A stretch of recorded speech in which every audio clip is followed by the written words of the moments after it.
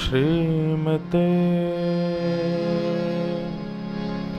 रामानुजाय नमः। ध्येयं सदा परिभवग्नमभीष्टदोषम् तीर्थास्पदं शिवविरञ्चनुतं शरण्यम्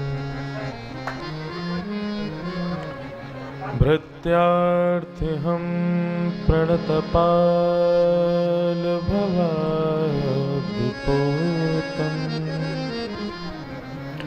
वन्दे महापुरुषते चरणारविन्दम्।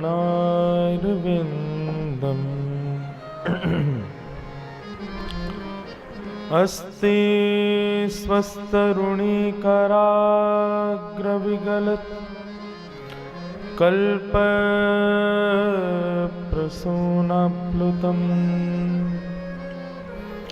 वस्तु प्रस्तुतवेणुनादलहरी निर्वाणनिर्व्याकुलम् स्रस्तनिबद्धने विविलसत् गोपीसहस्राव्रतम् हस्तन्यस्तनतापवर्गमखिलो दारं किशोराकृति लक्ष्मीनाथ समारंभा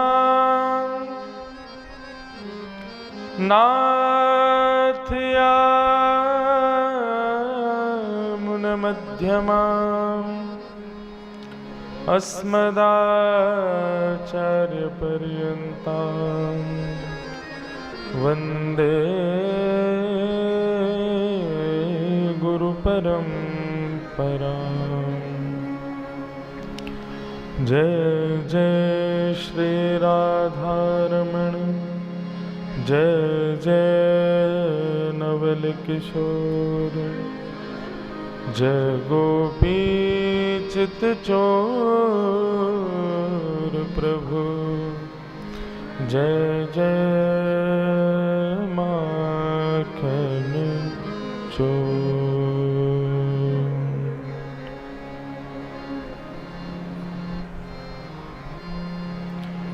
वृंदावन को बसवो नीको, वृंदावन को बसवो नीको, वृंदावन को बसवो नीको, गाओ को बसवो नीको। छिन छिन प्रति अनुराग बढ़त दिन, छिन छिन प्रति अनुराग बढ़त, छिन छिन प्रति अनुराग बढ़त दिन, छिन छिन प्रति अनुराग बढ़त दिन। दरस बिहारी जी को बस वो,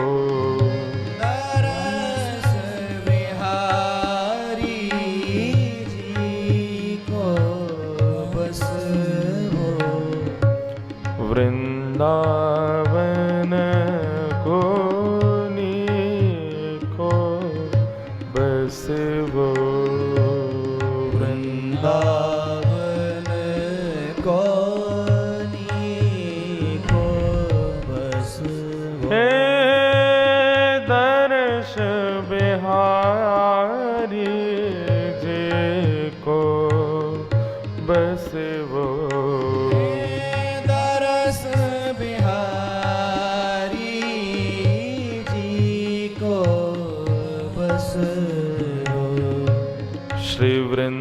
वृंदावन को नीको बसवो वृंदावन को नीको। बोलो वृंदावन बिहारी लाल की।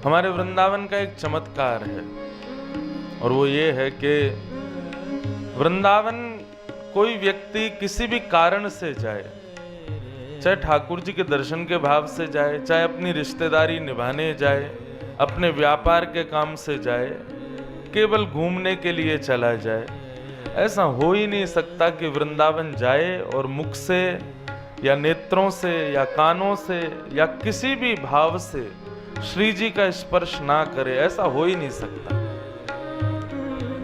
वृंदावन गया है तो मुख से राधा नाम उच्चारित होगा, मुख से नहीं बोलेगा तो कानों से सुनेगा, कानों से नहीं सुनेगा तो नेत्रों से देखेगा, और नेत्रों से भी नहीं देखेगा तो नासिका से सूंघेगा, और कहीं से भी नहीं तो भैया वृंदावन की हवा भी यदि उसका स्पर्श कर रही है तो वहां की हवा में भी श्री जी हैं।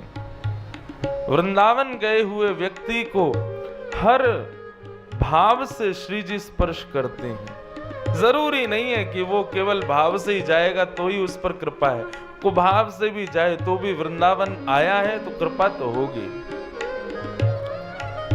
नैन श्रवण रसना रस अचवत, नैन श्रवण रसना रस अचवत, नैन श्रवण रसना रस अचवत, नैन श्रवण रसना रस अचवत, अंग संग प्यारी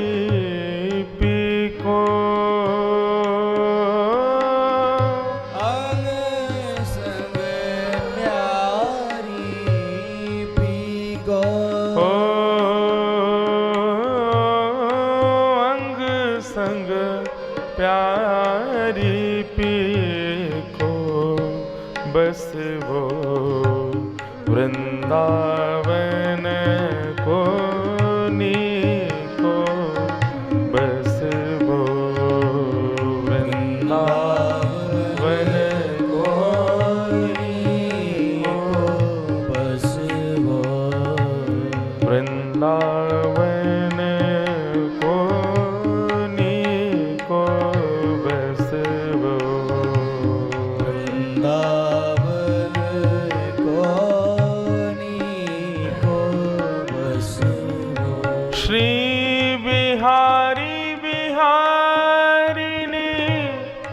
दास लढ़ावत, बिहारी बिहार दास लड़ावत, श्री बिहारी बिहारिणी दास लढ़ावत, श्री बिहारी बिहार दास लड़ावत, बिछुरत नाही रति को ओ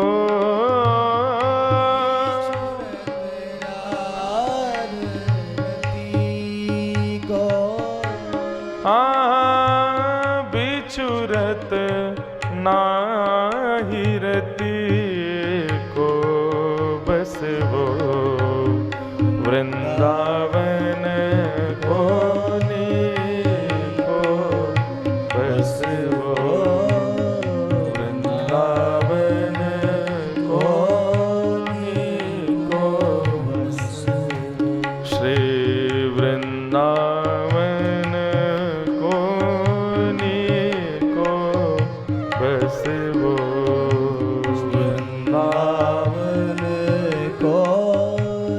बिहारी बिहारिन दास लढ़ावत बिहारी दास लड़ा श्री बिहारी बिहारिन दास लढ़ावत बिहारी दास लड़ावत हे बिछुरत नाही रति को बिछुरत रति को बस वो वृंदावन को नी को बस वो वृंदावन को नी को बस वृंदावन को नी को बस वो वृंदावन वृंदावन को नी को बस ओ वृंदावन को नी को बस वो श्री वृंदावन बिहारी लाल की जय राधा रमण लाल की जय राधा वल्लभ लाल की जय सब संतन की जय सब भक्तन की जय सब विप्रन की जय समस्त ब्रजवासिन की जय गोवर्धन नाथ की जय गिरिराज धरण की जय श्याम सुंदर श्री यमुने महारानी की जय रज रानी की जय रस रानी की जय गोपेश्वर महादेव की जय काशी विश्वनाथ महादेव की जय नमः पार्वती पतये हर हर महादेव जय जय श्री श्री राधे द्वारिकाधीश की जय हरिशरणम परम मंगल में परात्पर अखिलेश्वर अकारण करुणा वरुणालय भक्त वांछा कल्पतरु तड़िद्वत विनिंदित पीतांबरधारी श्री बाल कृष्ण लाल की अहितु की कृपा से हम आप सब लोग विगत 3 दिनों से विश्वनाथ प्रभु के चरणों में अविराजित होके मंगलमयी श्री जी रसामृत चर्चा का श्रवण कर रहे थे। यथा नाम तथा गुण, जब नाम प्रस्तावित किया गया कि काशी में श्री जी रसामृत विषय लेकर के कथा होगी, तो जो हमारे बालक जिन्होंने नाम रखा अभी वो खुद ही नहीं है यहाँ पे तो हमने उनको कहा, मैंने कि भाई ज्ञानियों की भूमि है काशी और वहाँ रस की तुम चर्चा करवाओगे तो ऐसा नहीं हो कि अपच हो जाए सबको। वो नहीं महाराज जी सबका भाव है। मैंने कहा ठीक है। तो अब हम चाह के भी कोई ज्ञान की चर्चा कर नहीं पा रहे यहाँ पर, क्योंकि नाम ही श्री जी रसामृत है और श्री जी रस में ज्ञान और वैराग्य का प्रवेश नहीं है, वहां तो प्रेम है, स्वच्छंद प्रेम। परंतु आज विश्राम दिवस है तो भागवत जी के कुछ एक विषय को लेकर के हम चाह रहे हैं कि आज की भाव को कहें।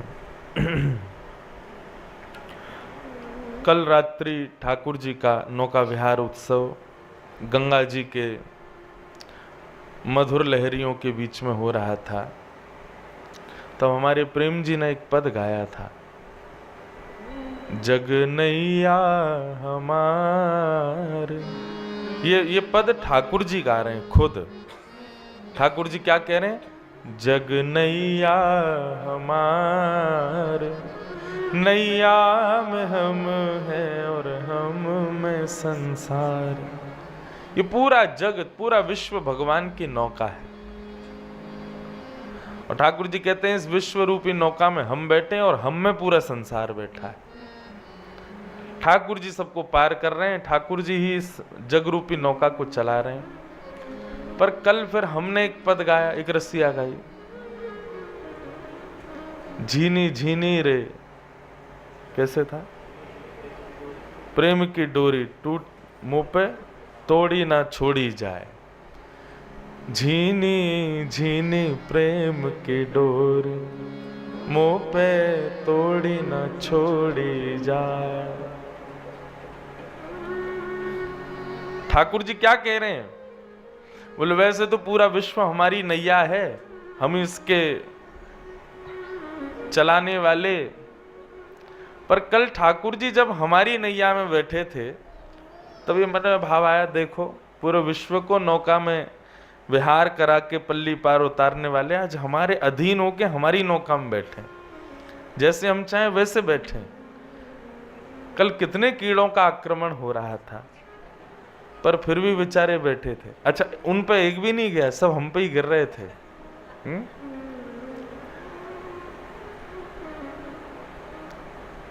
काशी आने का सबसे बढ़िया समय बताएं? दीपावली के बाद, तब यहाँ का मौसम बहुत बढ़िया रहता है। पिछली बार जब हम आए थे तो मौसम बढ़िया था, इस बार भी मौसम बढ़िया है, पर अब की बार हमको अनुभव हुआ कि नहीं, थोड़ा ठंड शुरू हो जाए तब काशी आओ, तब ज्यादा आनंद आता है। यहाँ पे कीड़े वीड़े नहीं होते और फिर थोड़ी मंदम मंदम हल्की ठंडी ब्यार चलती है गंगा जी के तट पे, और आनंद आता है, सुख लगता है। गंगा तट पे अभी तो बैठ ही नहीं पाओगे, इतने कीड़े घुस जाएंगे अंदर। तो अगली बार जब हम समय देंगे कभी किसी को, दीपावली के बाद का देंगे, देव दिवाली से पहले, वो बीच का समय पूरी काशी ऐसी जगमगा रही होती है। कल एक भी लाइट नहीं जल रही घाटों पे, और पहले हम जब जाते थे नौका से रोज पूरी लाइटिंग देखते थे, इतना जगमगाता था। लोभ है काशी से, पता नहीं क्यों अच्छी लगती है, बड़ी आनंद आता है यहाँ भ्रमण करने में, यहाँ के दर्शन करने में। तो हम निवेदन कर रहे थे, कल नौका विहार में ठाकुर जी क्या सुख ले रहे थे। ये सब हमारे अधीन होके ठाकुर जी स्वीकार करते हैं। हम ठाकुर जी के अधीन नहीं है, ठाकुर जी हमारे अधीन हैं। बताओ कैसी कृपा लाल जी के। ऐसी अधीनता आप भी रखो ठाकुर जी के प्रति, जैसे लाल जी आपके अधीन वैसे आप भी रहो। और ठाकुर जी के अधीन होने का मतलब क्या है? ठाकुर जी के अधीन होने का अभिप्राय फिर जीवन में जो आवे, जैसी स्थिति परिस्थिति बने, सब स्वीकार करो। हम राजी हैं नाथ, जैसे आप हमें रखो, जहां ले चलोगे वहीं मैं चलूंगा, जहां नाथ रख दोगे वहीं मैं रहूंगा। भागवत में 2-3 जगह पर भक्तों के विषय में भगवान स्वयं कहते हैं कि मेरे भक्तों के लक्षण क्या है। कोई और कहे तो एक बार को ना भी सुने, स्वयं भगवान ही कह रहे हैं कि मेरे भक्त के लक्षण क्या है, तो सुनने चाहिए ना। तो आज हम उन्हीं भक्तों के लक्षणों पर थोड़ी चर्चा करते हैं। एक जगह तो कपिल देवभूति संवाद में माता देवभूति सामने बैठी है और भगवान कपिल से प्रश्न कर रहे हैं। तब माता कपिल ने भगवान से पूछा कि भगवान, आपकी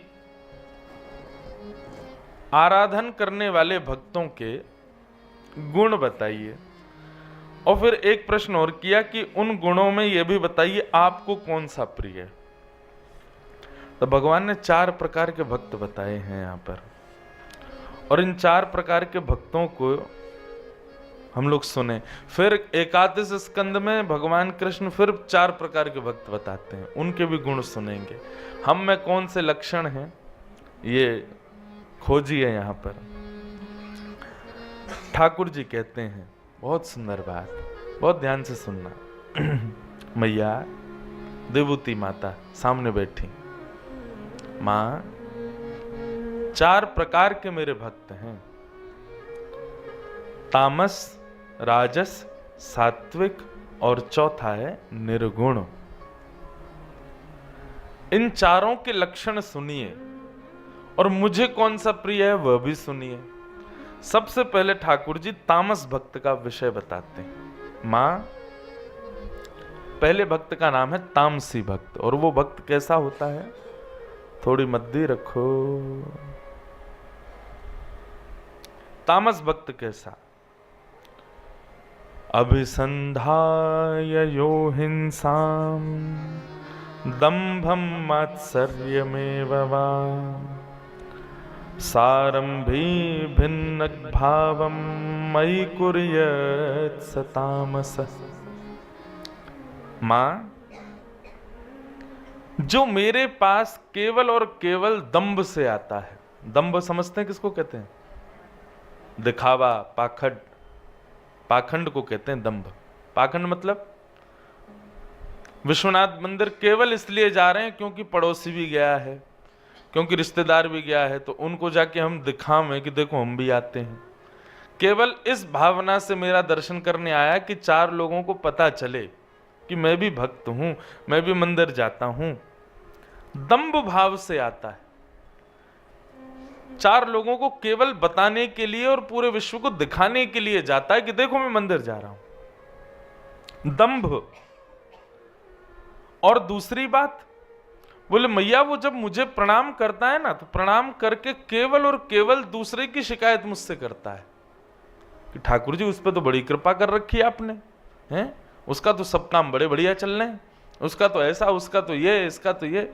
ऐसी स्थिति जिसकी है मैया, जो केवल दूसरे की शिकायतें लेकर के और दंभ के पाखंड के भाव से मेरे पास आता है, इसको मैं तामसी भक्त कहता हूं। अब देखो, महादेव का भक्त रावण भी था, पर रावण किस भाव से जाता था? रावण दर्शन करने थोड़ी जाता था, वो कैलाश पर जाता था। वो कैलाश पर जाके जब देखता लंबी लाइन लग रही है देवताओं की, चारों तरफ लोग खड़े हाथ जोड़कर ये दर्शन करने के लिए, जैसे ही अंदर घुसने लगा दूतों ने कहा लाइन में आओ। तो रावण बोला अच्छा हम लाइन में आएंगे क्या?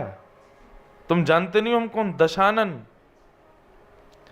अब ये विचार कर लो, जो लोग मंदिर जाते हैं और लाइन में लगा दिए जाएं तो उनको बड़ी अपनी अवहेलना लगती है कि अरे तुम हमको पहचान ही नहीं। बस एक बात बोलें, सबसे ज्यादा बिना लाइन के दर्शन मैं ही करता हूं। लेकिन एक बात बताऊं, मैं जानबूझ के नहीं करता। ऐसा नहीं है कि जानबूझ के कि भाई बिना लाइन के करें। कोई ना कोई व्यवस्था बनी जाती है, या तो मंदिर अधिकारी पहचान जाते हैं या कोई पहचान जाता है, तो फिर मिल ही जाते हैं दर्शन हमको। लेकिन कोई नहीं पहचानता तो फिर लाइन से ही जाना पड़ता है उस समय। लेकिन ये भाव आता है कि यार ये अधिकारी हमको पहचान जाए तो ले जाए थोड़ा आगे। उस समय मन में आता है कि भाई यही लक्षण तो भगवान कहते हैं, ये तामसी भक्त का लक्षण है, जो केवल और केवल अपने यश कीर्ति और केवल अपने अभिमान में मेरे सामने आता है मां, और जो दूसरे की हिंसा की भावना से आता है। नाथ मुझ पे कृपा भले ही मत करो, लेकिन उस पे भी मत करो। आप उस पे क्यों कर रहे हो?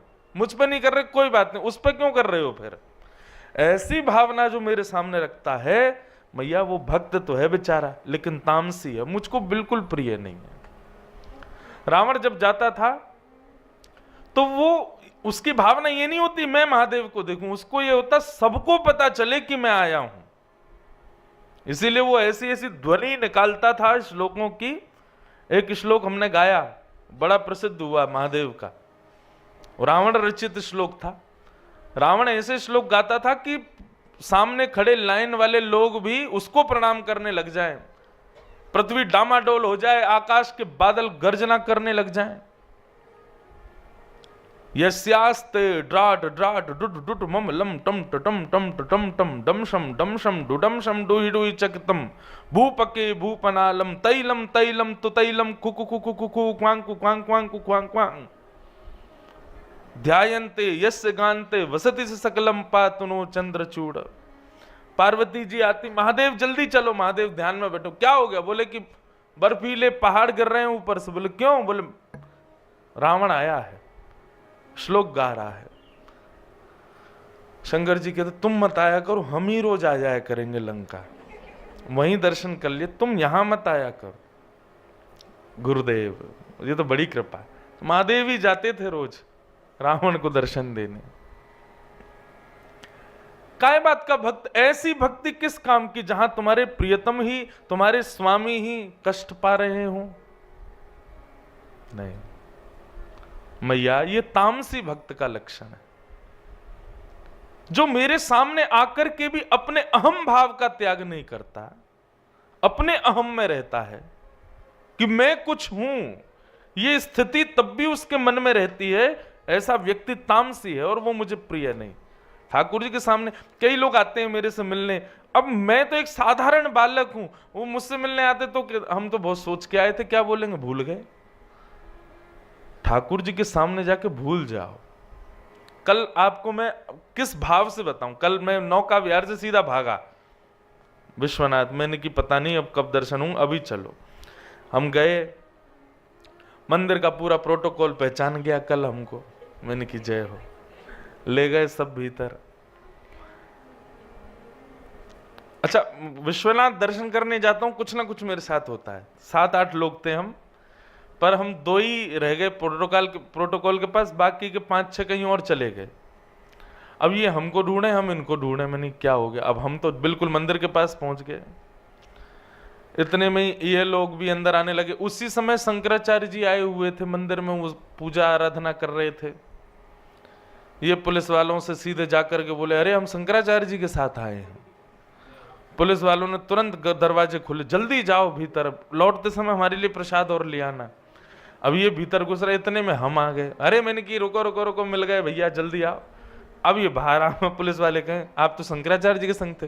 बोले वो खड़े हमारे शंकराचार्य, मेरे को दिखा में, बोले जी। पर लेके गए तो भीतर दर्शन हो गए, महादेव के कपाट खोल के दर्शन करा दिए, पर संतोष नहीं हो रहा था मन को।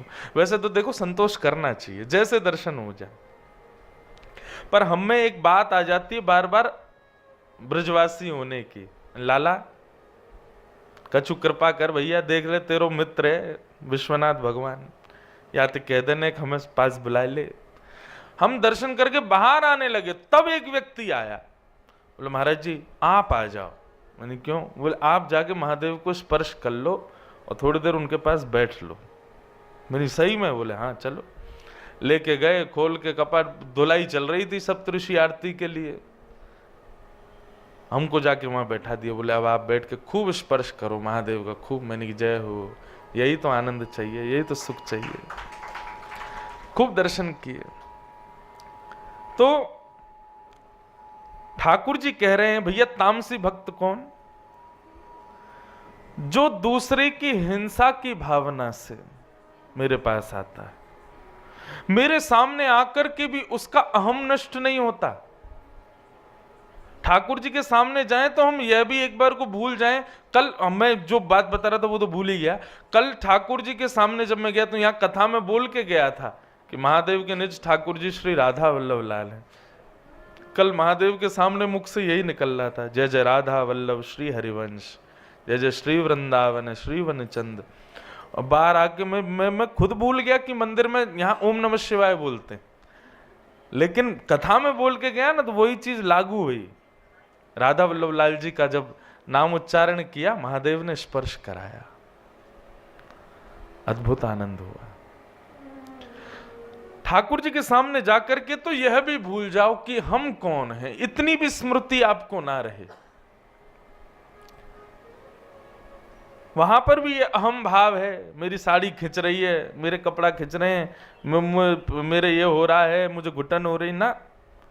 ठाकुर जी के सामने जाके तो बस शून्य हो जाओ, कोई और भाव नहीं। ठाकुर जी कहते हैं जो अहम भाव में रहता है, हिंसा की भावना से आता है और केवल दूसरों को दिखाने के लिए मेरे दर्शन करने आता है मैया, वो तामसी भक्त, तामस। दूसरा ठाकुर जी बताते हैं राजस भक्त। ये राजस भक्त का लक्षण कैसा होता है? तो भगवान श्री कृष्ण कहते हैं मैया कि विषयान विसंधाय यस ऐश्वर्यमेव वा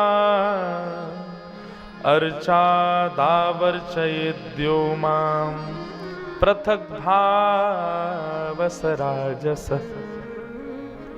ठाकुर जी कह रहे हैं राजस भक्त का लक्षण क्या है? मां जो केवल सांसारिक ऐश्वर्य की कामना से मेरे पास आता है, सुख संपत्ति घर आवे कष्ट मिटे तन का, ओम जय जगदीश हरे। जिसको केवल सांसारिक संपत्ति चाहिए, ऐश्वर्य चाहिए, यश चाहिए, नाम चाहिए, कीर्ति चाहिए, केवल इन्हीं कारणों से जो मेरा दर्शन करता है मैया। और दूसरा लक्षण इसका बताया जो केवल मेरी अर्चा विग्रह में निष्ठा रखता है और उसके अलावा ना मेरे वैष्णवों में निष्ठा, ना संतों में निष्ठा, ना ब्रजवासियों में निष्ठा, किसी में निष्ठा नहीं, केवल मेरे विग्रह में निष्ठा रखता है। कई लोगों को मंदिर में देखा, विग्रह की तो खूब पूजा करेंगे, बाहर आके पंडित जी को गाली दे रहे हैं, बाहर आके ब्रजवासियों को सुना रहे हैं, बाहर आकर के संत महापुरुषों को ही सुना रहे हैं। आपकी भक्ति कभी स्वीकार नहीं होगी। जो केवल सांसारिक संपत्ति की कामना करता है मेरे से, घर बन जाए, गाड़ी मिल जाए, ये हो जाए, वो हो जाए, मेरे ये काम रुके, वो बन जाए। भैया एक बात मेरी बहुत ध्यान से सुनो, संसार में जितनी भी चीजें आप प्राप्त करना चाहते हो सब आपका कर्म प्रदान कर सकता है। हम ठाकुर जी को बीच में क्यों लाते हैं कि आप करवाओ? ठाकुर जी हमको दूसरी कामनाओं की पूर्ति के लिए मिले हैं। ठाकुर जी ये सांसारिक विषयों को देने के लिए नहीं है, वो हमारे कर्म पर है। लक्ष्मी पूजा करने से ही धन बढ़ेगा, तो बिल गेट्स ने कभी लक्ष्मी के दर्शन भी नहीं किए होंगे, पर आज सबसे ज्यादा लक्ष्मी पूरे विश्व में उसके पास है। अब तो कोई और हो गया है, कोई और आ गया है ऊपर। लेकिन देव देव आलसी पुकारा, सुंदरकांड में कहते हैं कि भाई देवताओं के भरोसे पड़े रहते हैं, वो महा आलसी हैं। कर्म की उपलब्धियों की प्राप्ति के लिए ठाकुर जी की आराधना कभी मत करो, वो आपके कर्म पर निर्भर होता है। ठाकुर जी की आराधना तो केवल उनकी प्राप्ति के लिए, उनकी कृपा की प्राप्ति के लिए, उनके दर्शन की प्राप्ति के लिए करो। जो नाम जप करते हैं, परिक्रमा करते हैं, एकादशी व्रत करते हैं और आदि आदि वैष्णव धर्मों का पालन करते हैं, पर उनके बदले चाहते सांसारिक वस्तु हैं, तो माफ कीजिए आपके द्वारा किए गए वैष्णव धर्म वो उच्च श्रेणी, श्रेष्ठ श्रेणी के नहीं माने जाएंगे। एक जगह मैं कथा करने के लिए गया, तो जैसे सब माला जपते हैं, नाम जप करते हैं, तो आजकल काउंटर आ गया, वो ऐसे उंगली में लगा रहता है और लोग उस पर बटन दबाते रहते हैं। अच्छी बात है, कोई बुराई नहीं है उसमें। देखो हमारे पूज्य पिताजी कहते हैं माला क्या है? साधन है, साध्य नहीं है। माला साधन है और हम सदा साधन में ही रहेंगे तो साध्य की प्राप्ति कैसे होगी? दिल्ली से बनारस आना, फ्लाइट क्या है? साधन है। साध्य क्या है? बनारस। तो साधन, जब मैं साधन से उतरूंगा तब तो साध्य मिलेगा ना। मैं साधन में ही बैठा रहूंगा, साध्य कैसे मिलेगा? समझ में आ रही है साधन साध्य वाली बात? माला क्या है? माला साधन है।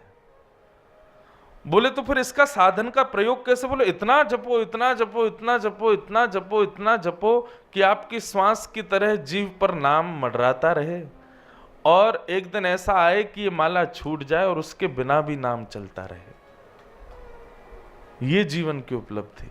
मैंने दर्शन किया हमारे गोवर्धन के परम पूजनीय प्रातः स्मरणीय श्री ठाकुरदास बाबा 80 से ऊपर की आयु में जब भगवत धाम को प्रस्थान किए, तब उनके प्रस्थान से कुछ समय पहले ही मैंने दर्शन किया।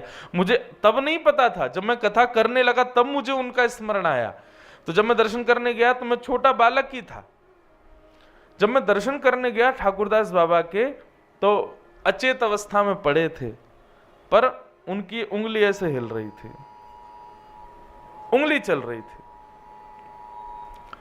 और उंगली जैसी चली है, क्या हुआ, एक संग सबके फोन चले हैं?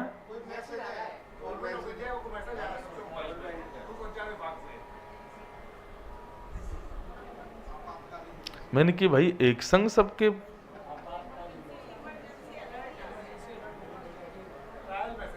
इमरजेंसी क्या, भूकंप आ रहा है? साइलेंट कर लीजिए अपने फोन। अगर बीच कथा में आप लोग देखेंगे तो जरूर इमरजेंसी आ जाएगी। बोलो वृंदावन बिहारी लाल की जय। तो हम क्या निवेदन कर रहे थे, मैं तो भूल और गया। साधन और साध्य। वाह भैया, तुम कथा सुनते हो हैं, तो बलैया ले तेरी। तो साधन और साध्य। तो ठाकुरदास बाबा का मैंने दर्शन किया। उनका जब मैं दर्शन करने गया, अचेत अवस्था में थे, पर उनकी उंगली ऐसे चल रही थी। पूरे शरीर को पैरालाइज हो गया था, पर उंगली ऐसी चल रही थी। डॉक्टरों से सबने पूछा कि जब इनके पूरे पूरे अंग में पैरालाइज हो चुका है, ये पूर्ण रूपेण अचेत हो चुके हैं, तो ये उंगली क्यों चल रही है? बोले ये हमारी साइंस से परे की बात है, हमको समझ में ही नहीं आ रहा ये उंगली कैसे चल रही है। और वो उंगली क्यों चल रही थी? नाम इतना जपा था कि आज शरीर पूरा अचेत हो गया, लेकिन नाम ने फिर भी उनको नहीं छोड़ा। नाम अभी भी चल रहा है, भगवान नाम अभी भी उनके जीवन में आश्रय लेके बैठा। और उनकी स्थिति देख करके ऐसा कहता बनता था कि अब ये ठाकुर जी का स्मरण नहीं कर रहे हैं, ठाकुर जी इनका स्मरण कर रहे हैं। इनका सुमिरन हरि करें, ये पावा विश्राम। अब तो ये विश्राम कर रहे हैं, इनका स्मरण ठाकुर जी कर रहे हैं। कुछ भी कर लो, ध्यान से सुन, आप कुछ भी कर लीजिए, पर दीनता और आपके भीतर के जो विकार हैं वो तब तक शुद्ध नहीं होंगे जब तक आप वैष्णव सेवा में निष्ठा नहीं रखोगे। क्योंकि ठाकुर जी की सेवा से भक्ति तो बढ़ जाएगी, लेकिन दीनता नहीं आ पाएगी। दीनता समझते? सरलता, सहजता, दीनता, ज्यादा छल कपट नहीं, ज्यादा चतुराई नहीं। ये सब कब आते हैं हमारे भीतर? जब हम झुकते हैं। और ठाकुर जी के सामने झुकना नहीं माना जाता, माफ कीजिएगा। क्यों? ठाकुर जी को आप चाहे पकौड़ी खवाओ, चाहे कचौड़ी खवाओ, चाहे पूड़ी खवाओ, चाहे रोटी खवाओ, वो चाहे सब पालेंगे। लेकिन संतों की सेवा में तो आपको देखना पड़ेगा कि जो इनको भाए वही दो, जो इनको प्रिय लगे वही दो। हमारे नाना जी एक कथा सुनाते थे, मुझे ओझल सी याद है, बहुत सारे प्रसंग सुनाते थे, उनके अब याद आते हैं।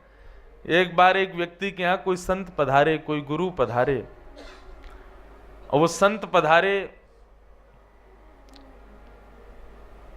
गर्मी के महीने में, ज्येष्ठ के महीने में आए, बहुत गर्मी होती है। तो घर में पधारे तो उसने बढ़िया घड़े में ठंडा ठंडा पानी रखा गुरुजी के स्नान के लिए। पड़ोसी जो था उसको पैज रहती थी कि इससे बढ़िया मुझे करनी है सारे काम। तो उसने आकर के सब देखा, ये गुरुजी का सत्कार कैसे कर रहा है। पुष्प बिछा रखे हैं, बढ़िया ठंडा घड़े में जल रखा हुआ है गुरुजी को नवाने के लिए। उसने बढ़िया ठंडाई बना रखी है। बोले गुरुजी स्नान करेंगे सबसे पहले, उसके बाद उनको ठंडाई पिलाऊंगा आदि आदि। अब ये सब पड़ोसी देख रहा था। गुरुजी आए, पुष्पों से स्वागत किया, ठंडे जल से स्नान किया गुरुजी ने, ठंडाई पी। गुरुजी बड़े प्रसन्न, बोले वाह हम तुमसे बड़े प्रसन्न हैं। पड़ोसी आया, बोले महाराज जी कभी मेरे घर भी पधारो। बोले अभी तो हमारा सब बुकिंग है, हम आएंगे, कब आओगे? बोले तुम्हारे आएंगे शिशिर में, ठंडी में आएंगे। ठीक है। सोच लो क्या हुआ होगा। गुरुजी के लिए ठंडे घड़े में जल भर के रखे, गुरुजी आएंगे इसी से स्नान करेंगे, और फिर गुरुजी के लिए बढ़िया उसने ठंडाई बना के रखी है, गुरुजी को यही पिलाएंगे।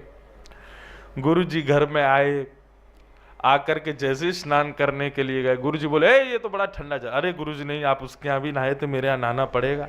गुरुजी बोले नहीं नहीं, इससे नहीं नहाएंगे। नहीं, उस पर ज्यादा कृपा कर रहे हो, मैं सब समझ रहा हूँ आपकी बात, उसके यहाँ नहा लिए, मेरे यहाँ नहीं नहाओगे। कैसे नहीं नहाओगे? गाड़ी उठा के उसने ही नहा दिया। गुरुजी बेचारे कप कप आ गए, बोले लो अब ठंडाई पियो। बोले अरे एक चाय पिला भैया, गर्म दूध पिला, मर जाएंगे हम, ठंड लग रही। नहीं आप उस पर ज्यादा कृपा, उसके यहाँ तो आप लस्सी पी रहे थे, हमारे यहाँ चाय मांग रहे हो। नहीं पीनी तो पड़ेगी।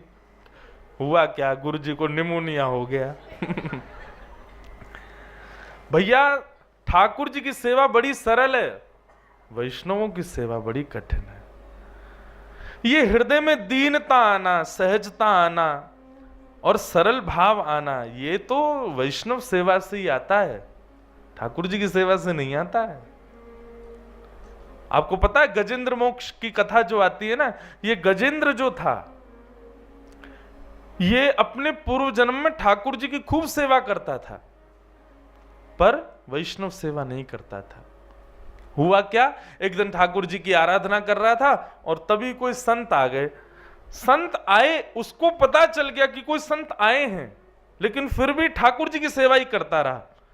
एक बार भी एक क्षण के लिए ये नहीं बोला कि महाराज जी विराजो, मैं अभी आ रहा हूं, 10 मिनट का समय दो, आप विराजो, आसन लगाओ, किसी से कहता जल आदि पिलाओ, मैं अभी आ रहा हूं। उसको पता था कि संत आए, लेकिन फिर भी अब इनकी और सेवा करूं, मैं अपनी सेवा में व्यस्त हूं। ठाकुर जी कोई करने लगा, उनको देखा भी नहीं। केवल इस बात का उसको अपराध लगा कि अगले जन्म में वो गजेंद्र बना, हाथी बना।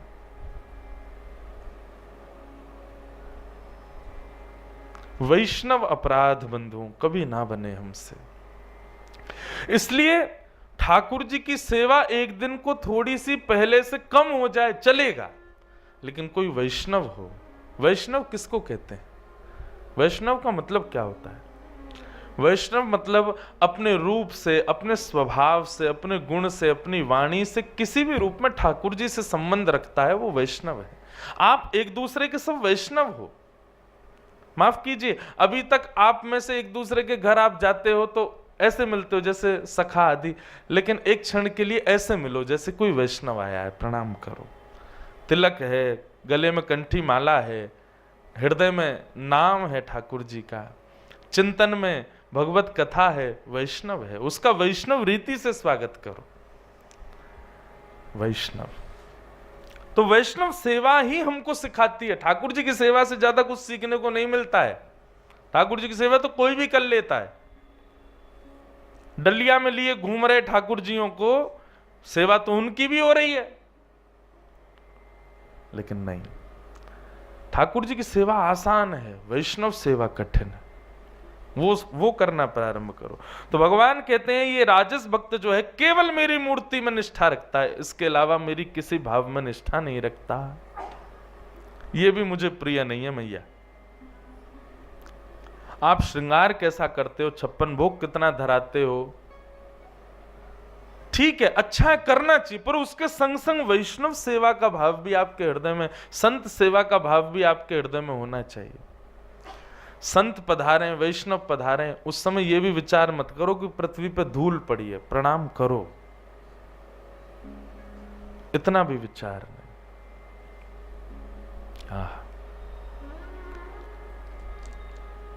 एक कथा आती है, एक सूरत ध्वज नाम के भक्त थे भगवान के, हमारे वृंदावन के पहले दूसरे ठाकुर श्री मदन मोहन जी। मदन मोहन जी का हम नित्य स्मरण करते हैं। अब कहां विराजते हैं मदन मोहन जी? करौली। मैंने आज तक दर्शन नहीं किए मदन मोहन जी के, लेकिन मदन मोहन जी का इतना यश गाया है, इतने गुण गाए हैं कि मदन मोहन जी चित्त में विराज रहे हैं। ध्यान से सुनना। तो सूरत ध्वज जी जो थे ये मदन मोहन लाल जी के परम भक्त। इनकी निष्ठा ऐसी थी कि ये अष्टयाम सेवा के हर आरती का दर्शन करते थे श्री मदन मोहन जी की, मंगला से लेकर के शयन तक एक भी आरती छोड़ते नहीं थे श्री मदन मोहन जी की। एक बार मदन मोहन जी ठाकुर जी के सामने खड़े होकर के सूरत ध्वज जी गा रहे थे, बोले कि हे नाथ मुझ पर अनंत कृपा करो। बोले कैसी कृपा चाहिए? बोले संतन की पनिहन को अर्चक कहाऊं। हे नाथ मुझ पर ऐसी कृपा करो कि वैष्णवों की सेवा में मेरी रुचि बढ़े, वैष्णवों की जो चरण धूली है, उनकी जो पनहियां हैं, उनके जो चरण की पादुका है, उसके प्रति मेरी बड़ी निष्ठा हो जाए नाथ, ऐसी कृपा करो। रोज गाते थे श्री सूरत ध्वज जी। एक दिन एक संत खड़े खड़े उनकी बात सुन रहे थे, एक दिन 2 दिन 5 दिन से रोज सुन रहे थे। बोले रोज मदन मोहन जी से कहते हैं कि संतन की पनही को अर्चक कहाऊं, संतों की पनहिया का मैं अर्चक बन जाऊं, ऐसी कृपा करो। बोले ये केवल बोलते हैं, केवल बातें हैं, कर नहीं सकते। और संत ने परीक्षा लेने के लिए अगले दिन उनके साथ एक लीला की। क्या? सुबह मंगला में संत पहुंच गए और संत जाकर के मदन मोहन जी के द्वार पर खड़े होकर के कभी इधर घूमे कभी इधर घूमे। इतने में ही सूरत ध्वज जी आ गए। सूरत ध्वज जी ने आके संत को प्रणाम किया। भगवान आप विचलित से लग रहे हो, चलो भीतर, ठाकुर जी की मंगला आरती होने वाली है। संत बोले चले तो जाएं, लेकिन हम बड़े परेशान हैं। बोले कैसे? बोले हम दर्शन करने चले जाते हैं, हमारी पादुका कोई लेके भाग जाता है, हम तो बड़े परेशान हैं भैया, रोज रोज पादुका बदल के, तो अब सोच रहे हैं कहां रख के जाएं, कहां हमारी पादुका सुरक्षित रहेंगी। आहा, सूरत ध्वज जी ने अपनी झोली आय करी, लाओ भगवान मुझे तो आप दर्शन करके आओ, मैं बैठा हूं पादुकाओं के पास। अरे नहीं नहीं नहीं, आपकी मंगला दर्शन छूट जाएगी। बोल नहीं नहीं भगवान, ये मेरे जीवन भर के दर्शन का फल आज मुझे मिला है, आप मेरी तरफ से दर्शन करो, मैं आपकी पादुकाओं के पास बैठा हूं। अच्छा भैया ध्यान रखना, हम दर्शन कर आते हैं। सूरत ध्वज जी बोले जाओ भगवान। हाथ में पादुका लेते ही हृदय से लगा लिया, मानो दोनों पादुकाओं का भाव रखा हो कि श्यामा श्याम मेरे हृदय से लिपट गए हों। और सूरत ध्वज जी ऐसे ही बैठे हैं बाहर। आज मदन मोहन जी के वर्षों से चली आ रही नियम के दर्शन की सेवा छूट रही है सूरत ध्वज जी की, लेकिन फिर भी अत्यंत प्रसन्न पादुका लगा करके हृदय से बैठे हैं सूरत ध्वज जी। संत भीतर गए, मंगला का दर्शन किया, अंदर के झकोरे से झांक करके देखा तो श्री सूरत ध्वज जी ऐसे ही बैठे थे। संत बोले थोड़ी देर परीक्षा लो इनकी। आज मंगला से श्रृंगार आरती तक का समय आ गया, संत बाहरी निकल के नहीं आए, लेकिन सूरत ध्वज जी ऐसे ही बैठे। श्रृंगार आरती का समय हो गया, लोग बाग दर्शन के लिए आए। कईयों ने आकर के सूरत ध्वज जी जो रोज देखते थे, अरे सूरत ध्वज जल्दी चलो, श्रृंगार आरती हो रही है ठाकुर जी की। बोले नहीं मैं अभी सेवा में व्यस्त हूं, आप जाओ। सब चले गए। आज सब आश्चर्यचकित हैं, सूरत ध्वज की वर्षों से निष्ठा जिस दर्शन में, आज वो छूट रहा है सूरत ध्वज का, पर सूरत ध्वज को बिल्कुल चिंता नहीं। इतने में ही जी क्या होता है भाई, ये वही अलर्ट है कोई? वाह हमारे पे तो आ नहीं रहे मैसेज। सुनो सुनो सुनो सब लोग सुनो, कथा सुनो, हम भूल जाएंगे इसके चक्कर में। ये शायद इसीलिए बज रहा है कि आप कथा सुनो ध्यान से। तो सूरत ध्वज जी हृदय से लगा के बैठे। महाराज संत तो इतने निष्ठुर हो गए आज कि सुबह मंगला के घुसे भीतर और रात्रि शयन का समय आ गया। सूरत ध्वज जी पूरे दिन ऐसे ही बैठे रहे पादुकाओं को लेकर के। रात्रि शयन का दर्शन। एक बालक सुबह से देख रहा था सूरत ध्वज जी आज मंदिर में नहीं गए, उसने जाके कहा सूरत ध्वज जी आप सुबह से यहीं बैठे हो, अब तो चलो शयन आरती हो रही मदन मोहन जी की। बोले नहीं आप जाओ, मैं सेवा में व्यस्त हूं। रात्रि की शयन आरती के बाद जब सब निकले तब वो महात्मा निकल करके आए, और महात्मा ने आकर के आज सूरजध्वज को हृदय से लगाया। बोले तुम कहते नहीं हो मदन मोहन जी से, तुम मानते भी हो। संतन की पनही को अर्चक कहाऊं। ये तुम जो रोज कहते थे मदन मोहन जी से, आज तुम इस भाव में तुम पास हो गए, हृदय से लगा लिया। बोले जय हो सूरजध्वज जी, तुम्हारे लिए ठाकुर जी के दर्शन से ज्यादा संत सेवा प्रधान है। और यही भगवान की स्वीकारिता का प्रमाण है। ठाकुर जी आपको स्वीकार कर रहे हैं, इसका प्रमाण क्या है? कि संतों के प्रति निष्ठा आपकी बढ़ जाएगी।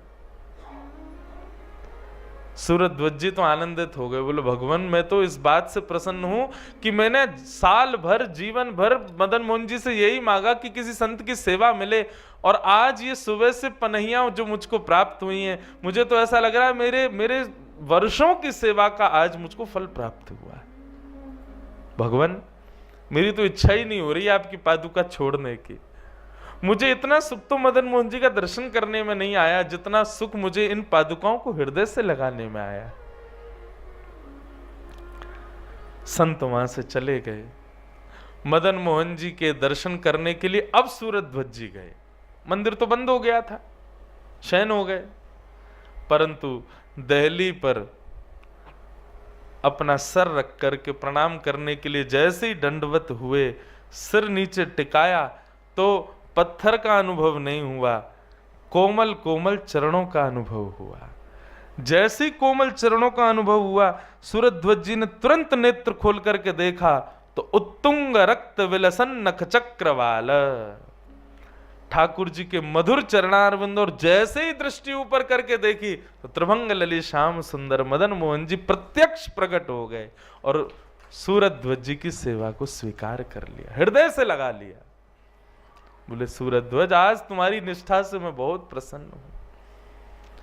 तुमने वर्षों के अपने नियम तोड़ दिए केवल एक वैष्णव सेवा के लिए, एक संत की पादुकाओं की रक्षा के लिए। मैं तुमसे बहुत प्रसन्न हूं। और उसी समय सूरजध्वज जी को अपने संग लेके मदन मोहन जी चले गए। सोचो बंधु, हमें लगता है कि केवल ठाकुर सेवा प्रधान है, नहीं। ठाकुर सेवा से आपकी भक्ति बढ़ सकती है, पर दीनता, सरलता, वत्सलता, ये सारे गुण तब आएंगे जब किसी वैष्णव की सेवा करोगे। और सबसे बड़ी बात, वैष्णवों के प्रति निष्ठा जिस दिन बन जाए, सोच लेना ठाकुर जी ने आज आपको चुन लिया है एक दिन मिलने के लिए, आज आप अपॉइंट हो गए हो। जिस दिन वैष्णवों में आपकी निष्ठा बढ़ जाए, समझ जाना कि बस अब ठाकुर जी ने हमारा नाम लिख लिया, अपॉइंटमेंट किसी ना किसी दिन तो लग जाएगा, ठाकुर जी मिलेंगे। हमारे अष्ट सखा गाते हैं, गिरधर जब अपनों कर जाने, गिरधर जब अपनों कर जाने, गिरधर जब अपनों कर जाने, गिरधर जब अपनों कर जाने, श्री राधा रमण जब अपनों कर जाने, राधा जब अपनों कर जाने, ताको मन भक्तन की सेवा, ताको मन भक्तन की सेवा। ये पद मैं निश्चित गाता हूँ, एक आध दो कथा छोड़ के एक कथा में निश्चित गाता हूँ। ये क्योंकि यहाँ पर श्री कृष्णदास जी से प्रमाण पूछा गया कि ठाकुर जी हमसे प्रेम करते हैं, इसका प्रमाण क्या है कृष्णदास? तब कृष्णदास जी ये पद गाते हैं, गिरधर जब अपनों करी जाने, ठाकुर जी ने हमको अपना कर लिया है, कब जाने? ताको मन भक्तन की सेवा, ताको मन भक्तन की सेवा, भक्त चरण रज सदा लुभाने, भक्त चरण रज सदा लुभाने, जब अपनों कर जाने गिरधर, जब अपनों कर जाने, भक्तन में मति भक्तन में गति, भक्तन में मति भक्तन में गति, भक्तन में मति भक्तन में गति, भक्तन में मति भक्तन में गति, हरि जन संगे हरि और आने, हरि जन संगे हरि और आने, कृष्ण दास मन वचन क्रमकारी, कृष्ण दास मन वचन क्रमकारी, कृष्ण दास मन वचन क्रमकारी, कृष्णदास मन वचन क्रमकारी, हरि जन संगे हरि और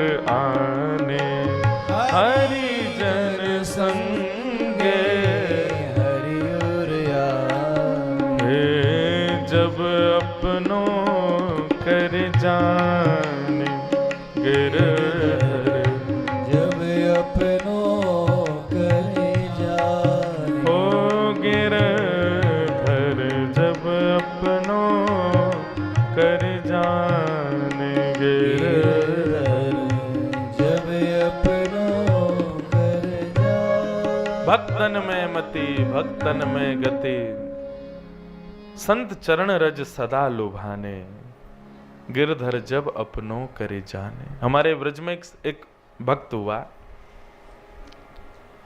जब वो सारे भक्तों से मिलता, सब अपने ठाकुर जी की बात बताते, हमारे लाल जी ऐसे, हमारे ठाकुर जी ऐसे, वो चुपचाप बैठा रहता। सब बोलते तू क्यों नहीं बताता तेरे ठाकुर जी कैसे हैं, तेरी सेवा कैसी चलती है?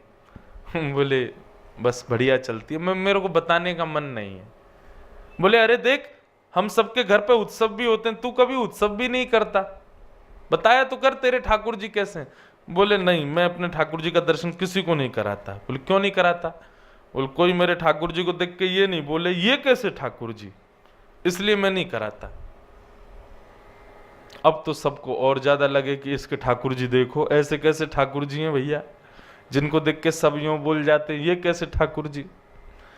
एक भक्त पीछे पड़ गया, बोले कि नहीं मैं तो तेरे लाल जी का दर्शन करूंगा। बोले तुम बोल दोगे ये कैसे ठाकुर जी? बोले कि मैं बिल्कुल नहीं बोलूंगा, सौगंध खा के कह रहा हूं, बिल्कुल नहीं बोलूंगा। तो चलो, लेके गया कुटिया में। तो जैसे कुटिया में लेके गया तो एक सिंहासन पर एक छोटा सा मटका रखा था, और मटके के ऊपर चंदन लगा, रोरी लगी, माला लगी, सब बढ़िया सजा धजा के वो मटका रखा था। बोले कहाँ है ठाकुर जी? बोले जे बैठे। मटके को दिखाया, बोले ये रहे। तो ना चाहते हुए उसके मुख से निकल ही गया ये कैसे ठाकुर जी, मटका वाले ठाकुर जी। बोलते इससे कही थी ना मत बोलना ऐसे। बोले अरे भैया यार गलती हो गई, लेकिन बता तो सही ये कैसे ठाकुर जी हैं? मटका? बोले मटका नहीं है, हमारे वृंदावन में जितने भी संत आते हैं ना, और जब वो चल के चले जाते हैं तो उनकी रज में इकट्ठी करके इसमें भर लेता हूँ, और उन्हीं संतों की चरण रज को मैं नित्य अपने श्यामा श्याम के रूप में देख करके, बोले इसमें कुछ कण सफेद हैं वो श्री किशोरी जी हैं, कुछ कण श्याम हैं वही श्याम सुंदर हैं।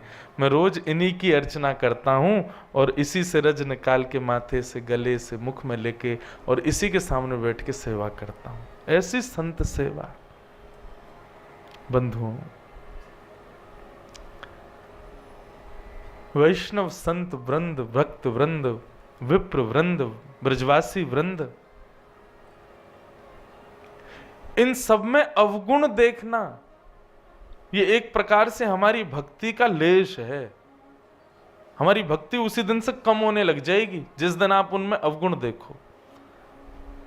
ठीक है, किसी से हर तरीके के लोग हैं भाई। रावण भी जब आया था सीता जी का हरण करने, संत ही बन के आया।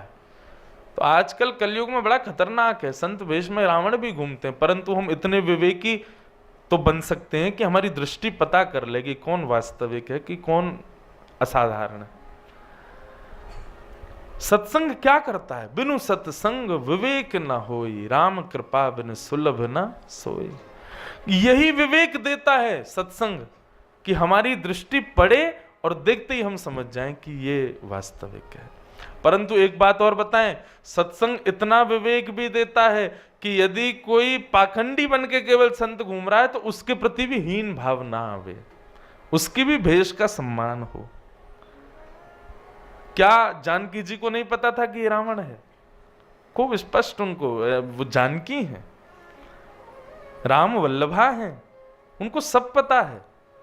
लेकिन केवल भेष के कारण सीता जी ने हरण करने दिया। रावण की ताकत कर ले ना, केवल भेष सीता जी ने उसका सम्मान किया कि संत भेष में आया है। ऐसी बंधुओं, भेष का, स्वरूप का और वास्तविक संतों का, इन सबका बोध सत्संग ही कराता, वही विवेक है। और यही विवेक राम जी की कृपा के बिना नहीं मिलता। इसलिए आपको प्राप्त हो रहा है तो निश्चित है ठाकुर जी की कृपा है। संत वैष्णवों को देखो और उनको प्रणाम करो। तो भगवान कह रहे हैं कि राजस भक्त जो होता है ये केवल मेरी मूर्ति में निष्ठा रखता है, मेरे वैष्णव संत वृंद भक्तों में कोई इसकी निष्ठा नहीं है। आप मूर्तियों की बात कर रहे हैं, संत महात्माओं की बात कर रहे हैं। एक बार श्रीमद् वल्लभाचार्य जी महाराज श्री जी बाबा की सेवा करके जैसे ही निवृत्त हुए तो अपने कक्ष में बैठे थे। 4 लोग रोते रोते उनके पास आए और रोते हुए कहने लगे, हमको सेवा से दूर मत करो, हमको सेवा से विमुख मत करो। वल्लभाचार्य जी बोले, कौन हो भैया, रो क्यों रहे हो, क्या सेवा करते हो तुम? नहीं, बस आप हमको सेवा से दूर मत करो। ऐसा कहकर के वे अंतर ध्यान हो गए। श्रीमद् वल्लभाचार्य जी महाराज ने 4 दिन तक भोजन नहीं किया। सबने आकर के प्रणाम करके निवेदन किया, बोले भगवान आप प्रसाद ग्रहण नहीं कर रहे, कारण क्या है? तब उन्होंने बताया 4 दिन पहले 4 लोग आके रो रहे थे मेरे आगे, हमको सेवा से दूर मत करो। सबने पूछा कौन थे वो? बोले कि मुझे चिंतन में फिर बाद में समझ आया कि श्री जी बाबा की रसोई बनती है ना, तो उसमें चावल धोए जा रहे थे और धोते समय जब चावल का मांड अलग किया गया, पानी अलग किया गया, उसमें 4 दाने चावल के भी नाली में चले गए और वे चारों रोते रोते मेरे सामने आए कि हमको सेवा से दूर मत करो। हम भोग लगी वस्तु को ऐसी छोड़ देते हैं। अरे भैया, ये अन्न के कण भी, जड़ चेतन हर वस्तु ठाकुर जी की सेवा में प्रस्तुत होती है। वह भी अपने जगन्नाथपुरी में जब 15 दिन के लिए महाप्रभु जी का दर्शन नहीं होता ज्येष्ठ पूर्णिमा के बाद, उसके बाद वहां घर घर के लोग घर में भात बनाते हैं और भात बना के जहां से श्री मंदिर दिखाई दे वहां पत्तल पर, केला के पत्ते पर चावल भात रख के और भात को ही जगन्नाथ जी का रूप मान के उनके प्रणाम को, महाप्रसादे गोविंद, ये साक्षात गोविंद है। सोचो, यहां पर ठाकुर जी के सन्मुख पधराने वाली सब्जी दाल चावल तक को वैष्णव माना जाता है।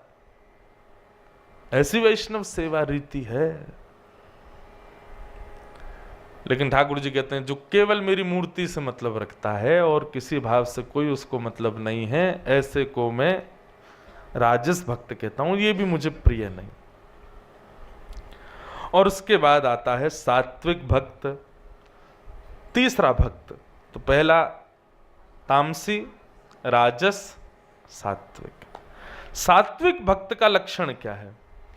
कर्म निर्हार मुद्दिश्य परस्मिन् वा तदर्पणम् यज्ञेद्यष्टव्यमिता वा पृथक भाव स सात्विक कर्म निर्हार मुद्दिश्य परस्मिन वा तदर्पणम। भगवान कह रहे हैं जो प्रत्येक क्रिया कर्म करने के बाद में श्रेय मुझको देता है, कोई उपलब्धि उसने प्राप्त की, संसार के लोग तो आके उसको बधाइयां दे रहे थे, भैया तुमने इतनी बड़ी उपलब्धि प्राप्त की, परंतु वो नेत्र बंद करके मेरा स्मरण करे, बोले ठाकुर जी सब आपकी कृपा है, हमने कुछ नहीं किया, सब नाथ की कृपा है, हमारे वश में कुछ भी नहीं है। कोई उसकी योग्यताओं की प्रशंसा करे, उसके कर्म की प्रशंसा करे, उसके श्रेष्ठ भावों की प्रशंसा करे, वो हर स्थिति में केवल यही भाव रखता है कि नहीं केवल कृपा है, मेरे पास तो ये योग्यता है ही नहीं, ठाकुर जी ने मुझ पर कृपा कर दी है। तद अर्पणम, अपनी प्रत्येक क्रिया का अर्पण मेरे चरणों में कर दे। कोई भी काम बन गया, कोई क्रिया बन गई, कोई उससे श्रेष्ठ भाव हो गया, सबके पीछे केवल यही रखे ठाकुर जी ने कराया है।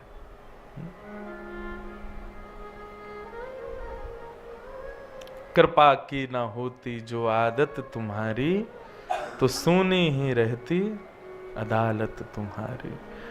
जो दीनों के दिल में जगह तुम ना पाते, तो किस दिल में होती हिफाजत तुम्हारी। कृपा की ना होती जो आदत तुम्हारी। ठाकुर जी बड़े कृपालु, उनकी कृपा से ही हम सब क्रिया कर रहे हैं। मैं अपनी कथा करने के बाद में ये विचार करूं, मैंने कथा सुनाई और मेरी कथा से इनको इतना आनंद आया, मेरी बुद्धि से बड़ी मूर्खता कोई नहीं होगी कि मैं अपने ऊपर विचार करूं, मैंने कथा सुनाई ना। ठाकुर जी ही हृदय में विराजमान हो के वाणी से सुलंक शिष्ट भगवान वचाम से में, भागवत में लिखा है कि वक्ता के मुख से ठाकुर जी ही बुलवाते। और एक और बात, आप सोचो कि आज की कथा तो मैंने बड़े भाव से सुनी, मेरे अंदर एक एक शब्द आ गया आप नहीं सुन रहे थे, श्री जी ही आपके हृदय में बैठ करके एक एक भाव को आपको सुनवा रही थी। वो चाहती थी कि आप सुनो और सुन करके जीवन में लागू करो। हमारा सुनना, सुनाना, चलना फिरना, हर कर्म के पीछे ठाकुर जी की कृपा है। ऐसा भाव जो रखता है मैया, वो सात्विक भक्त है। भगवान मैया बोली आपको वो प्रिय है? ठाकुर जी बोले हाँ प्रिय तो है, पर अति प्रिय नहीं है। जैसे कई लोग हमको अच्छे लगते हैं, लेकिन कई लोग ऐसे होते हैं जिसको बगैर हम एक पल रह नहीं सकते, वो अति प्रिय कहलाता है। भगवान बोले अति प्रिय ये भी नहीं है, हाँ अच्छा लगता है, कभी कभी मिल जाए तो मुझे बहुत बढ़िया लगता है, सुख मिलता है, ऐसे व्यक्ति को देख के मुझे अच्छा लगता है, पर ऐसा नहीं है कि मंदिर में आए और मैं उसको हृदय से लगा लूं। वो तो चौथे प्रकार के भक्त हैं। मैया बोली तो फिर तुरंत बताओ ये चौथा भक्त कौन सा है जिसको आप हृदय से लगाने के लिए लालायित रहते हो? तब ठाकुर जी बताते हैं, आहा निर्गुण भक्त। मैया ये निर्गुण भक्त कैसा होता है? लक्षणम भक्ति योगस्य निर्गुण दाहतम अहैतुक्य व्यवहिता या भक्ति पुरुषोत्तम।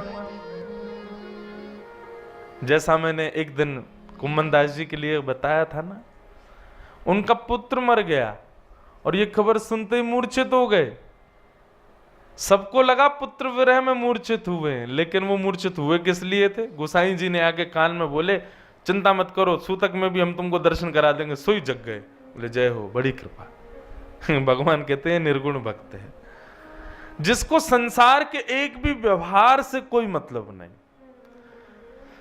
जीवन में कुछ भी विपरीत अवस्था, कुछ भी विपरीत हो जाए, फिर भी उसके हृदय में कोई विचलितता ना आवे। उसकी सब चीज में प्रधानता एक ही होनी चाहिए कि श्याम सुंदर मुझे दिखें, बस। वो जैसे भी हों बस वो मेरे रहें। उनके बगैर मैं एक क्षण भी रह नहीं सकता। ऐसी विचारधारा जिसकी बन जाए। अभी भरतपुर के भी यहां वैष्णव बैठे हैं। भरतपुर में कथा थी तो वहां हमने एक कथा सुनाई थी। एक भगवान के भक्त हुए, मदन मोहन जी के ही भक्त थे, काले खां। काले खां के विषय में कथा, इतनी सुंदर कथा काले खां की। एक विजातीय व्यक्ति, लेकिन केवल धन कमाने की भावना से मंदिर में झाड़ू लगाने जाते थे काले खां। और मंदिर में झाड़ू लगाते लगाते स्थिति ऐसी हो गई कि अब ठाकुर जी के दर्शन के बगैर एक क्षण भी रह नहीं सकते। अब तो दिन रात वहीं जाते। एक दिन काले खां की पत्नी बोली, अपने खुदा को छोड़ करके तुम दूसरे के भगवानों को पूजने जाते हो, इसीलिए तुम्हारे घर में कोई संतान नहीं है। मेरी तुम्हारी इतनी आयु हो गई, हमारे कोई बालक नहीं है। क्यों? क्योंकि खुदा को तुमने कभी कहा ही नहीं कि बालक दो। उसके पीछे पड़े रहते हो, दूसरों का देवता है, वो तुम्हारी क्यों सुनेगा? काले खां ठाकुर जी के पास गए, बोले नाथ भगवान, मुझे पुत्र की कामना नहीं है। बहुत सुंदर बात है, काले खां का चरित्र बहुत सुंदर है। मुझे पुत्र की कामना नहीं है, पर मैं चाहता हूं ये पत्नी की रोज की चिकचिक बंद हो। ये आपको दोष देती है और मेरी और आपकी भक्ति को दोष देती है। इससे मुझे बड़ी परेशानी होती है ठाकुर जी। उसका मुख बंद करने के लिए एक संतान दे दो। देखो संतान किस भाव से मांगी है कि नाथ मुझे संतान की कामना नहीं, पर मेरी पत्नी का मुख बंद हो, वो बोलना बंद करे, आपकी मेरी भक्ति में दोष देखना बंद करे। वो रोज कहती है आप खुदा से मांगो, इनसे मत। अरे आप ही मेरे खुदा हो, आप ही मेरे सर्वस्व हो। मैं आपके बगैर किसी के पास नहीं जाऊंगा। मुझे नहीं चाहिए, मैं फिर कह रहा हूं, मेरी पत्नी का मुख बंद हो, वो कभी आपके ऊपर उंगली ना उठाए, इसलिए एक संतान दो। ठाकुर जी बंधुओं सब जानते हैं कि कोई चालाकी कर रहा है कि वास्तविकता है। वास्तविकता थी काले खां की, और ठाकुर जी ने काले खां को एक संतान प्रदान कर दी। घर तो नाच रहा था कि घर में संतान हुई। काले खां नाच रहे थे कि अब पत्नी का भगवान से कुछ नहीं बोलेगी। काले खां तो नाच रहे थे बड़े आनंद से। पत्नी बोली इतना नाच रहे हो, बेटे का मुख देखा? बोले देख लूंगा, उसमें क्या जाता है। बोले तो पर नाच क्यों रहे हो? तू नहीं समझेगी, तुमने बेटा तो अभी तक देखा नहीं, फिर भी नाच रहे हो। काले खां तो इसलिए नाच रहे थे ना कि कुछ बोले ना। 8 साल का हो गया बालक। लेकिन बंधुओं भक्त के जीवन में सब बढ़िया बढ़िया चले, ठाकुर जी को उसमें मजा नहीं आता। नमक मिर्च डालते रहते हैं बीच बीच में, ऐसा कुछ करते जरूर हैं जिससे न तड़का लगे, छींक आवे। जैसे घर में मिर्च का तड़का लगता है, सब छींकते डोलते हैं घर के लोग हैं। ऐसे हमारे ठाकुर जी हैं। अगर सब इजी इजी चल रहा है ना भक्त के जीवन में, तो इनको मजे नहीं आते। ये फिर मिर्च का तड़का मारते हैं उसमें, और फिर महाराज छींकता डोलता वो दर दर। काले खां के साथ वही हुआ। एक दिन काले खां मंदिर में खड़ा था, 8 साल का इनका बालक हो गया। यमुना जी के तट पर बालक खेल रहा था, और खेलते हुए उस बालक को एक काले सर्प ने डस दिया। और काले सर्प ने जैसे ही डसा महाराज, बालक दौड़े दौड़े काले खां के घर आ गए। काले खां की पत्नी को आकर के बताया। जैसी पत्नी को पता चला, पत्नी दौड़ करके बालक के पास गई। फिर बालक को अचेत अवस्था में देख काले खां के पास गई। काले खां मंदिर में मदन मोहन जी के राजभोग दर्शन कर रहे थे। राजभोग दर्शन करते हुए पत्नी पहुंच गई। पत्नी ने आकर के कहा जल्दी चलो, तुम्हारे बेटे को काले सर्प ने डस दिया है, उसको अभी किसी ओझा के पास ले जाना पड़ेगा, अभी उसका झाड़ा लगवाना पड़ेगा, उसका विष चढ़ जाएगा, हमारा पुत्र मर जाएगा। लेकिन काले खां तो सामने खड़े मदन मोहन जी को देख रहे थे। पीछे से पत्नी जब बोलने लगी तो काले खां के नेत्रों से आंसू निकले, लेकिन आंसू इसी शिकायत में निकले। तभी मैं कहूं इतना बढ़िया बढ़िया क्यों चल रहा है सब? लाल जी मिल गया चैन आपको? ये क्या कर दिया आपने?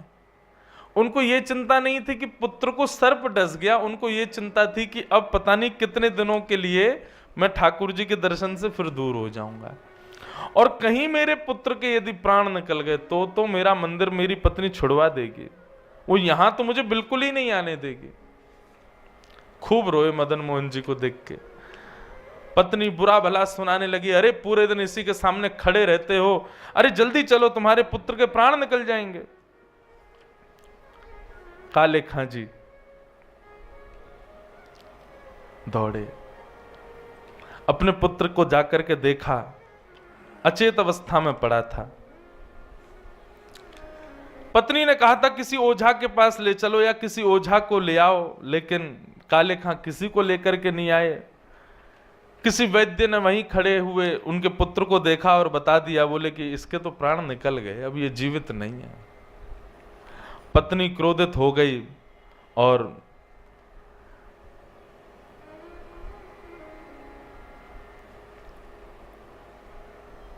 अपने बालक को लेकर के मदन मोहन जी के मंदिर गई और ठाकुर जी के सामने रख दिया अपने पुत्र को, और रख करके बोली,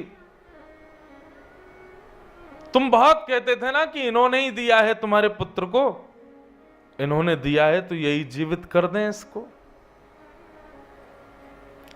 तब काले खां ने कुछ पंक्तियां गाई और उन पंक्तियों को गाते हुए कहा, नाथ, अंतिम पंक्ति उसकी बड़ी सुंदर है, हिंदुओं के नाथ हो तो मेरा कोई दावा नहीं, पर हो जगत के नाथ तो मेरी सुध लीजिए। हे नाथ, यदि आप केवल हिंदुओं के ठाकुर जी हो तो कोई बात नहीं, पुत्र मर गया सब सहूंगा, आपका दर छोड़ दूंगा, लेकिन मैंने तो लोगों को आपको जगन्नाथ बोलते हुए सुना है, जगतनाथ बोलते हुए सुना है। हिंदुओं के नाथ हो तो मेरा कोई दावा नहीं, पर हो जगत के नाथ तो मेरी सुध लीजिए। मेरे पुत्र को जीवित इसलिए मत करो कि मेरा पुत्र है, इसलिए कर दो कि कहीं मेरा आपके दर पर आना बंद ना हो जाए। और ऐसा कहते ही काले खां के सामने अचेत अवस्था में मुख से झाग निकल रहा था, पुत्र के विष लग गया था। जैसे ही ये बात कही, इतने में ही पुत्र उठ करके बैठ गया। वो पुत्र के बैठते ही सब लोग वहां पर जय जयकार करने लगे। पुत्र खड़ा होते ही अपने पिता के पास गया, पिताजी पिताजी। काले खां ने बोला, हाँ कहो। बोले कि वो कहाँ चला गया? बोले कौन? बोले एक बालक आया था, एक बालक मेरे सिर पर हाथ फेर रहा था, मैं उसी की गोद में लेटा हुआ था, बड़ा सुंदर था, उसके कटाक्ष नेत्र थे, बड़ी सुंदर मुस्कान थी, उसमें से बड़ी प्यारी सुगंधी आ रही थी पिताजी, वो मुझे खेलने के लिए बुला रहा था। वो बालक कहाँ चला गया पिताजी? मुझे तो उसी के साथ खेलना है। काले खां के नेत्र सजल हो गए, हृदय से लगा लिया और कहा, आओ गोदी में बैठो, दिखाऊं वो बालक कहाँ है। गोदी में बालक को लेकर के द्वार से ही मदन मोहन जी को दिखाया, वो रहे। सामने देखते ही बालक निहाल हो गया। बोले कि हाँ यही आए थे, यही मेरे को गोदी में लेके बैठे थे। बंधुओं, सांसारिक लोगों के लिए यह विषय बड़ा बड़ा कठिन है, परंतु भक्तों के लिए यह विषय सर्वश्रेष्ठ है। क्या ठाकुर जी कह रहे हैं, भैया उसको संसार से मतलब ही नहीं होता, उसका सर्वस्व मैं हूं। कृष्ण धन कृष्ण तन, कृष्ण ही हमारो धन, आठों याम ऊधों में कृष्ण ही सो काम है। वो उठते भी इसलिए कि हम कृष्ण को देखेंगे, वो सोते भी इसलिए कि कल पुनः उठ करके कृष्ण को देखना है, वो भोजन भी इसीलिए करते हैं कि कृष्ण प्रसाद है, वो श्वास भी इसलिए ले रहे हैं कि हमें वृंदावन जाना है, हमें श्यामा श्याम के दर्शन करने हैं।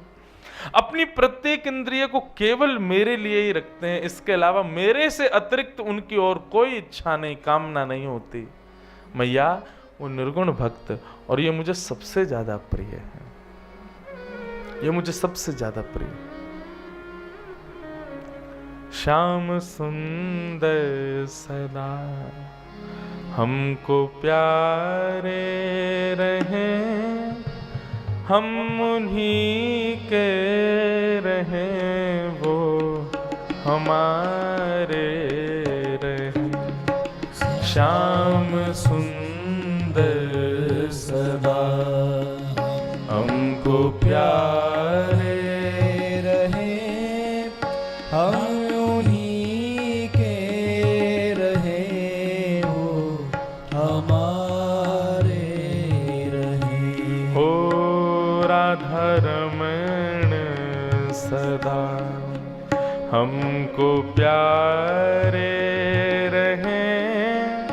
हम उन्हीं के रहें, वो हमारे रहें। राधा गाओ भाव से बंधुओं। हमको प्यार आज विश्राम है इस उत्सव का, जितनी याचना करनी आज कर लो।